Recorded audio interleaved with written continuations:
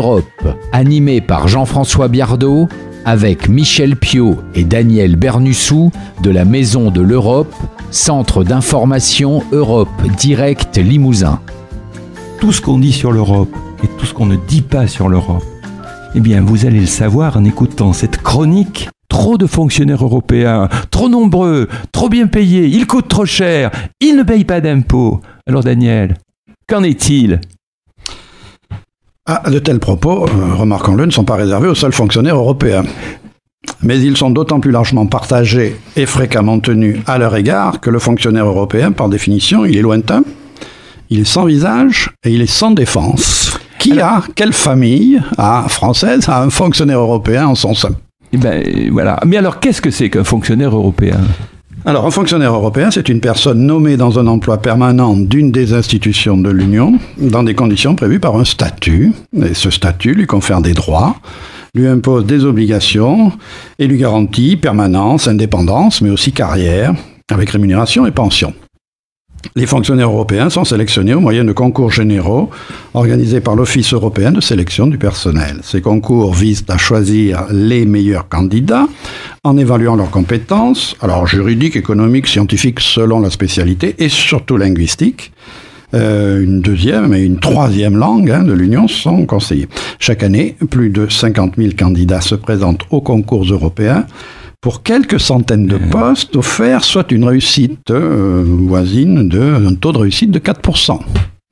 Alors, très difficile donc d'être recruté comme fonctionnaire européen. Tout à fait. Il faut être plusieurs fois polyglotte. Bon, alors, mais on dit que les fonctionnaires européens sont trop nombreux. Alors, la Commission européenne emploie 33 000 personnes. Parmi ces 33 000, 2 tiers, soit 22 000, sont de statut fonctionnaire. Le tiers restant est composé d'agents contractuels et d'agents temporaires. Les 3 200 Français fonctionnaires européens constituent 10% de l'ensemble, en troisième position, après les Belges et les Italiens. Les autres institutions, Parlement européen, Conseil, agences, emploient 23 000 personnes, soit un total de 56 000. Remarquons que près de 10% des effectifs totaux de la fonction publique européenne sont constitués par des interprètes et des traducteurs. 56 000 employés européens, ça représente un petit peu plus que la fonction territoriale de la ville de Paris, 51 000, et beaucoup moins que le ministère des Finances, Bercy, 141 000. Alors en 2011, dans le contexte de la crise économique et financière, le nombre de fonctionnaires européens a été réduit de 5% sur la période 2013-2017. Alors, est-ce qu'ils coûtent trop cher ?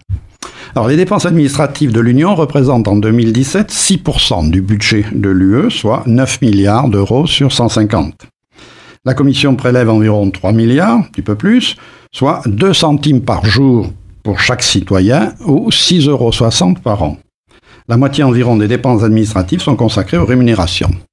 L'échelle des traitements de base s'échelonne d'environ 2 300 € pour un fonctionnaire par mois, nouvellement recruté, à 16 000 € mensuels pour un fonctionnaire ayant un grade le plus élevé et accédant au plus haut poste de direction, ce qui est comparable au plus haut salaire de la fonction publique française. Alors, des réformes importantes ont permis des économies budgétaires. En 2004, le salaire pour tout nouveau fonctionnaire recruté a été baissé de 20 à 30%.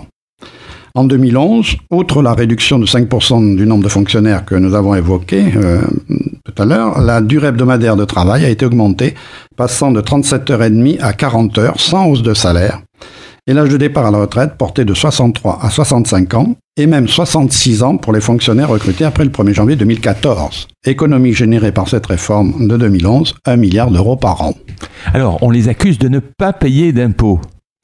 Alors, ne relevant pas du droit d'un État, mais d'une organisation internationale, à l'instar des fonctionnaires internationaux, onusiens ou autres, les fonctionnaires européens bénéficient d'un statut fiscal spécifique. Ils ne paient pas d'impôt national, mais ils sont soumis à l'impôt européen, auquel s'ajoute désormais un prélèvement de solidarité de 6% pour la période 2014-2023.